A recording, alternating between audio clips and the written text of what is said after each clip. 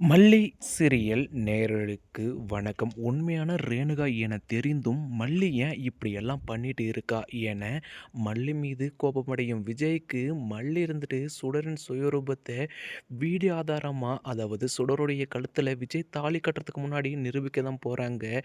இப்போ தான் சேனலுக்கு முதல் முறையாக வரீங்கன்னா மறக்காமல் லைக் பண்ணிட்டு சப்ஸ்கிரைப் பண்ணிட்டு வாங்க. வீடியோக்குள்ளே போயிட்டு என்ன தான் சுவாரஸ்யமான விஷயம் நடக்குதுன்னு பார்த்தீங்களான்னா, ஒரு பக்கம் நம்ம விஜய் இருந்துட்டு அதாவது சுடர்கட்டு வந்து மொபைல் வாங்கியிருப்பாங்க இல்லையா? ரேணுகா உனக்கு ஏதாச்சும் மொபைல் யூஸ் இருக்கான்னு வந்து கேட்கும்போது, இந்த ரேணுகா இருந்துட்டு எதுவும் யூஸ் இல்ல.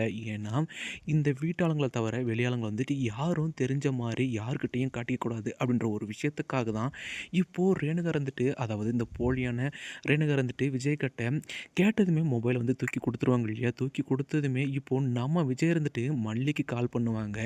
இன்னொரு பக்கம் இந்த சுடர் இருந்துட்டு ரகுக்கு கால் பண்ணி சொல்லி ஆகணும். ஏன்னா, ரகு வேற நேரங்கெட்ட நேரத்தில விஜய்க்கு கால் பண்ணிட்டா, அதுக்கப்புறம் எல்லாமே மண்ணோட மண்ணா போயிடும்.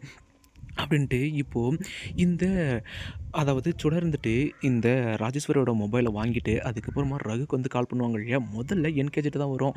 அதுக்கப்புறமா என்னடா புது நம்பர்லேருந்துட்டு வந்துட்டே இருக்கே அப்படின்னு இப்போது இந்த ரகு அட்டன் பண்ணதுமே, ஹலோ யார் நீங்கன்னு வந்து கேட்கும்போது, ரகு நான் தான் சுடர் பேசுகிறேன். அதாவது என்னுடைய மொபைல் வந்து விஜய் கிட்ட இருக்கு. நீ வந்து கால் பண்ணிட்டேன்னா அதுக்கப்புறம் நம்ம 2 பேரும் வசமா வந்து மாட்டிக்குவோம்.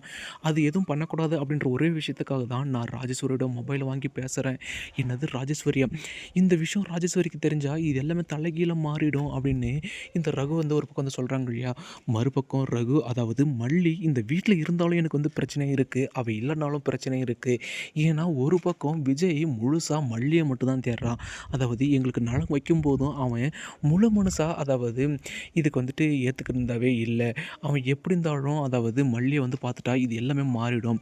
மல்லி இது நாள் வரைக்கும் அவள் எங்கே போனா என்ன பண்ணுறான்னு தெரியல அப்படின்னு இந்த சுடர் வந்துட்டு இந்த ரகு கிட்ட வந்து பேசிட்டு இருப்பாங்க இல்லையா? அப்போது ரகு சொல்கிற ஒரே விஷயம், சுடர் கவலைப்படாத நமக்கு தான் டீம்ஸ் கோட் இருக்கு இல்லையா?